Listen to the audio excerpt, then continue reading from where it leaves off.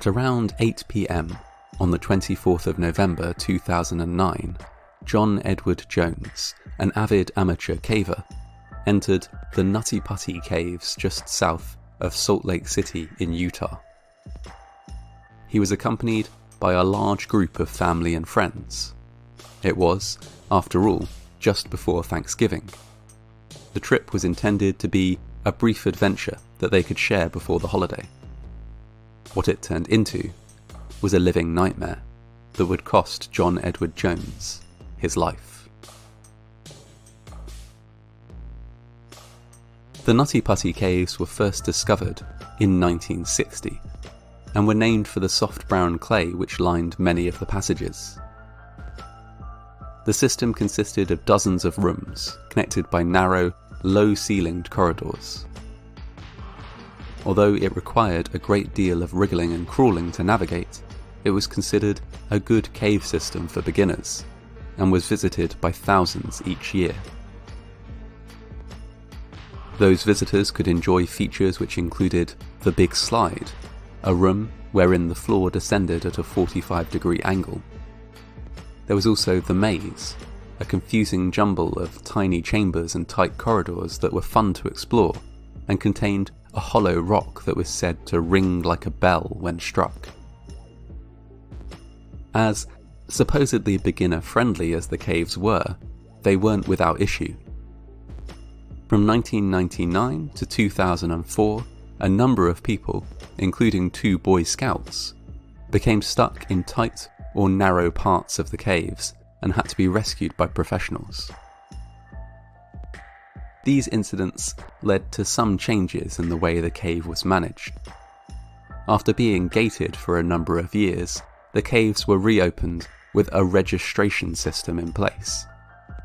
Groups would have to book online to ensure that cave management knew who was down there, and the caves wouldn't be overly crowded at any one point in time. That was the situation when John Edward Jones and his friends and family entered the Nutty Putty caves on the 24th of November 2009. Amongst the group was John's brother, Josh. Between them, the 2 siblings had a great deal of caving experience. During their childhood, they had gone on numerous underground adventures across the state of Utah, although they had never before visited the Nutty Putty caves. For almost an hour, the trip went well. The group crawled, scrambled, and inched their way through the caverns, delighted by each new discovery. At around 9 p.m, John found what he thought was the entrance to Birth Canal, a well-known stretch of the caves, so named because of how tight and narrow it was. The passageway which confronted John certainly fitted that description. He squeezed inside and wriggled forward. When the narrow crevice took a downward turn, he hesitated for only a moment. The narrow space looked as though it might open out a little bit further down, and, besides, he was sure that he was in Birth Canal, a passage which he knew could be safely navigated if he just kept his nerve. Unfortunately, John wasn't in Birth Canal after all. Instead, he was wriggling headfirst down an uncharted tunnel in a different part of the caves, a tunnel that had never been charted specifically because it was far too small. Unaware of the danger, John crawled onwards until he couldn't.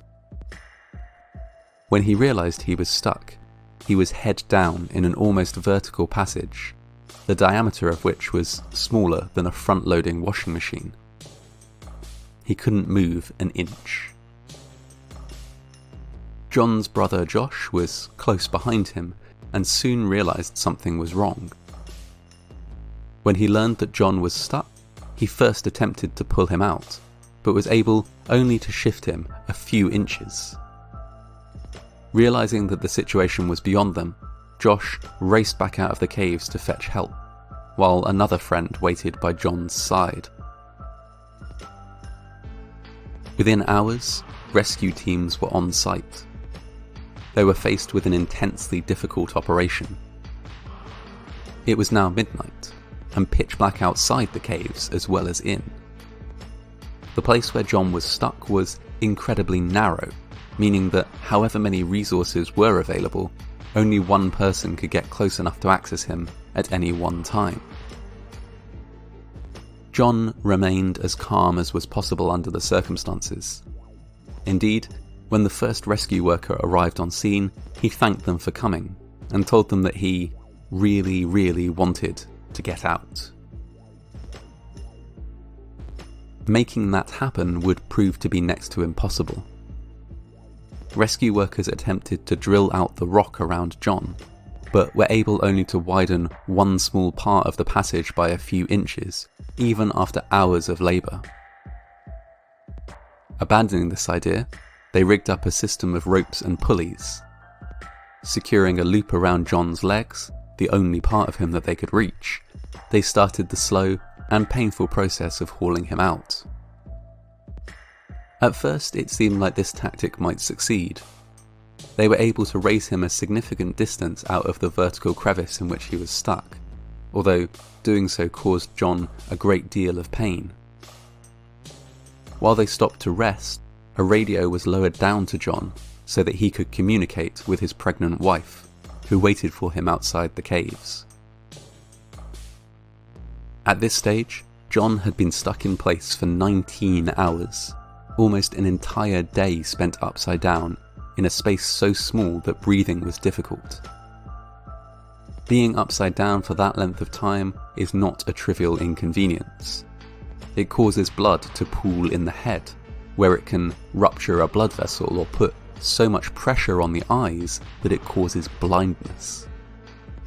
The organs lie heavily on top of the lungs, resulting in breathing difficulties and often unconsciousness.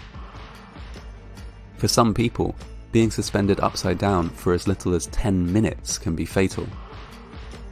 John had been stuck that way for almost an entire day. Despite this, he remained quite calm. After several more pulls, he was high enough that he could make eye contact with one of the rescuers. When asked how he was faring, he said only, "It sucks. I'm upside down. I can't believe I'm upside down. My legs are killing me." At this stage, exhausted and in agony as John was, the possibility of escape must have seemed like a very real one. An escape from his confinement, medical attention, contact with his friends and family, all of these things were so close they must have been almost tangible to him.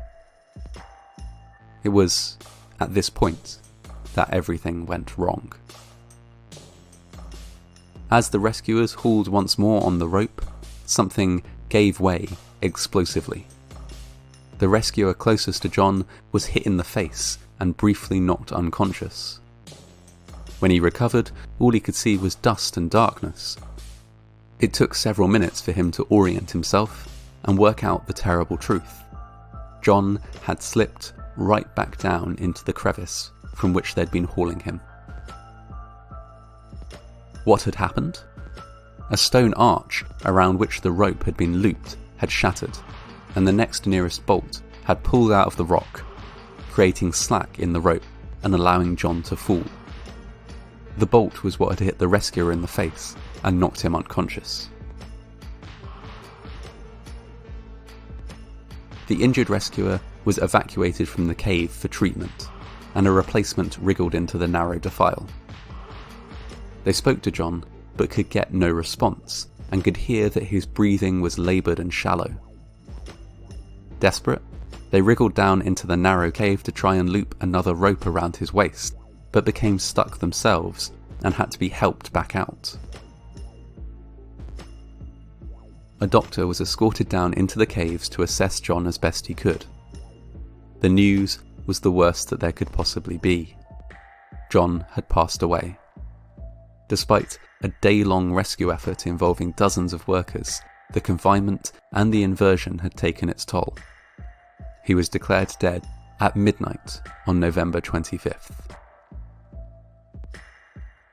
His friends and family, needless to say, were devastated by the news. John was just 26 at the time, fit and healthy, and with a child on the way. his loss in a cave system considered relatively safe for beginners was a shock to everyone. It was quickly determined that any operation to retrieve his body would be impossibly difficult and dangerous. The landowner, appalled by the incident, initially wished to dynamite the caves, destroying them completely, but was dissuaded from doing so. Instead, the caves were sealed shut with a concrete plug, turning them into a tomb for John Edward Jones. A plaque was installed at the entrance to memorialise the final resting place of an exceptional young man, lost way before his time.